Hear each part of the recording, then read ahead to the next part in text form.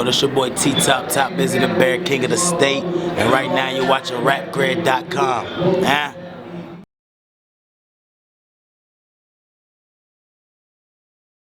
Alright, yo, we live rapgrid.com.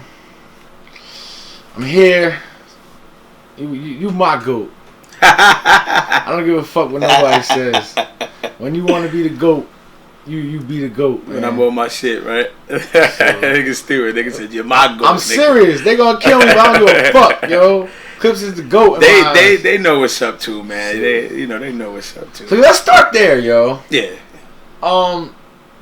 The Charlie Clips legacy, very up and downish with the fans. Facts. I guess we should start off like, why do you do the things that you do? They say you don't come up with 3 rounds. They say you be bullshitting a lot. Half the time, they love you. Half the time, they hate you. Mm-hmm. In the mind of Charlie Clips, man, what goes on, and let's talk about that, man. The things, that the fans hate about you. I mean, well, my thing with battle rap is, man, first and foremost, I love this shit. Like, I'm talking about not just the battling per se, but the shit that comes with it when you on top. From getting so much love, from getting so much hate, just from people speaking their mind, constructive criticism, I love everything that, that comes with it. I don't mind. I don't run from it. I face it. If I have a bad one and people write me and everything, they be writing me crazy shit. It don't bother me at all. Keep writing. My shit is up and down with the fans, but battle rap has become, more entertainment, than just actually hardcore hip hop. You get what I'm saying? And we all have to take responsibility for that. I feel like battle rappers don't want to take responsibility sometimes. I feel like fans don't want to take responsibility sometimes. Some of you fans out there are changing people on how they rhyme, how they move, have them second guessing themselves. Fans have ruined some battle rappers' career pretty much by the shit that they wrote them. Scared them away, made them bitch up and change their style on different things. And and I'm not the type of person I'm gonna let anybody change anything that I do. Do I bullshit sometimes? Yeah, that's a fact. I'll be lying if I say I don't.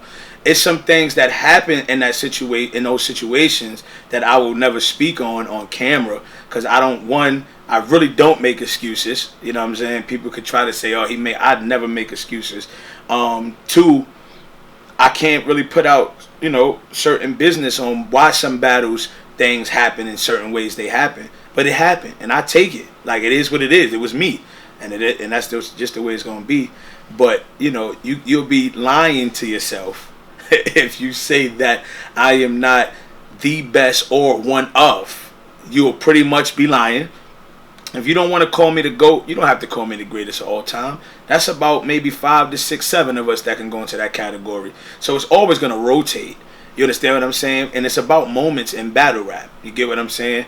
And you ain't got to give me that title, but you will respect me and you will say that boy is top 5 regardless of what goes down. When I'm 1,000,000%, we've seen what happened. When I'm 10%, we've seen what happened. And I think a lot of times people are not just mad at me like regularly or hating on me.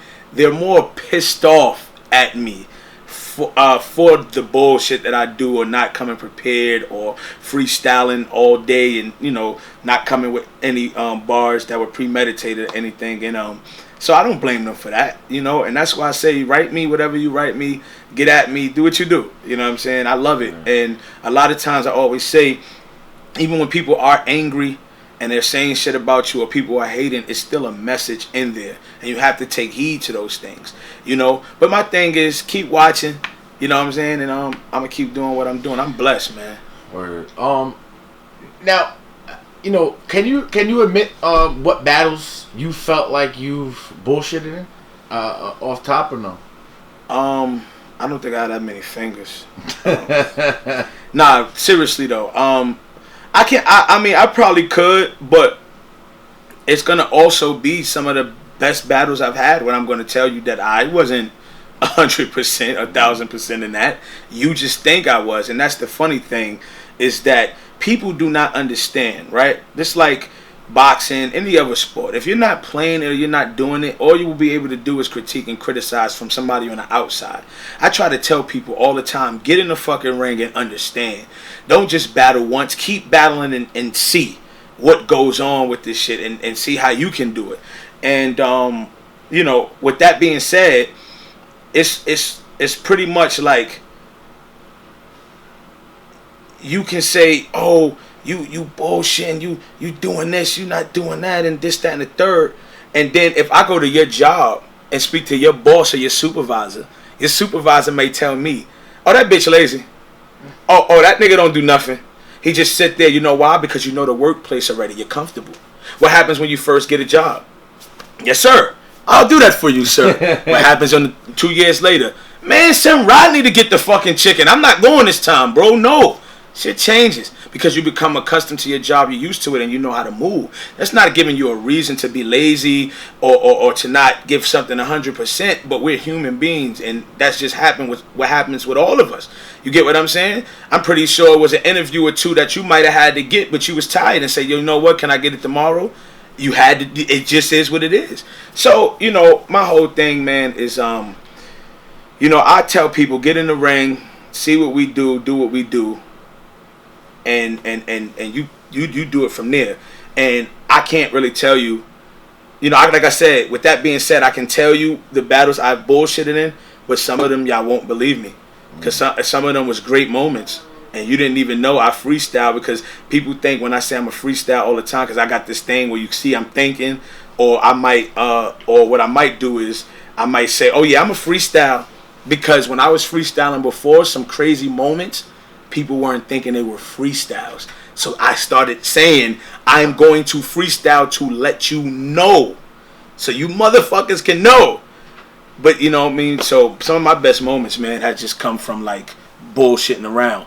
So if I told you, you wouldn't believe me anyway. So word. You know, speaking on that, you know, we actually talked off cam a little bit about, you know, you having some of the best moments, you know, of your life freestyling. Right. Does that give you more an incentive to, you know, not prepare because you think you're that good? Or is it just, you know, you feel as though like your opponent's not worth, you know, the best clips? Or like, you know, which one is it? I mean... that's a good question. I don't go in there looking at my opponent feeling like... you know, I'm going to disrespect them by freestyling and not giving them my all. You know, I just, you know, go in there sometimes just really not knowing what the fuck I'm going to do. I got a heart like that. Like, my heart is like that. Like, it can be 1,000 people in the crowd, and I can know, like, yo, I don't have a fucking round two, yo. And I got the heart to still go up there and do it. You see these other dudes call out at battles. A lot of people don't show up. Niggas don't come through. Charlie, death in the family, different shit have shown up every time. It was only one situation I had to kind of call out, and that was when my mom's was going through a situation, and I had to, and I felt bad about that. Like, that's the type of person I am, you know. And even when I freestyled against Big Cannon, and I felt like Big Cannon deserved me at 1,000% from the work that he was putting in, and you know, even though he was shaky in that battle himself, I still felt like I kind of disrespected my peoples, you know what I mean, which is Cannon, Gracie, and my nigga Gutter, you know what I'm saying, my nigga Mello, the Gutter man. I felt like that league is one of my favorite leagues, and I always do great business with them. So I called Gracie up like, yo, I'll give y'all one rounder for free. Niggas ain't doing this type of shit, B.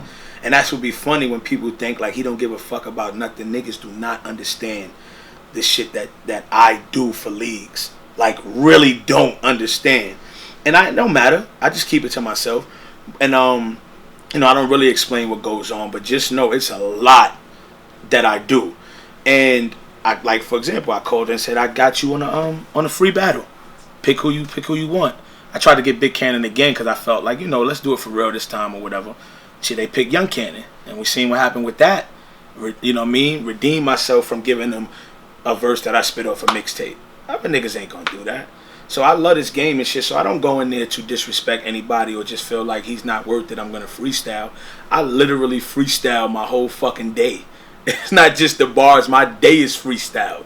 Alright, what the fuck am I gonna go in here and do? I don't know. So it's not nothing I planned, like, I don't respect him, I'm gonna go in there and just wing it. Nah, it's never like that. Niggas start forming groups with mad miscellaneous niggas. Just to get rid of what? To get us out of here. Niggas that had beef. Yeah, rap ain't Surfing rights. Yeah, I ain't gonna say you. Nigga, I'm saying it, nigga. He don't deserve me to say his I'm name. That's saying why I ain't saying it. You know what I'm saying? Hey, yo, what, niggas had beef. I'm talking about you. You talking about my daddy. What's up? It was only a matter of time for people to realize what was going on, and that niggas was in an illusion that night. Dog had them. He had the whole crowd in an illusion, and he hypnotized them niggas. So he got to be a cold nigga to do that. If he can hypnotize 3,000 people, he got to be a cold nigga. So I give Lux his respect.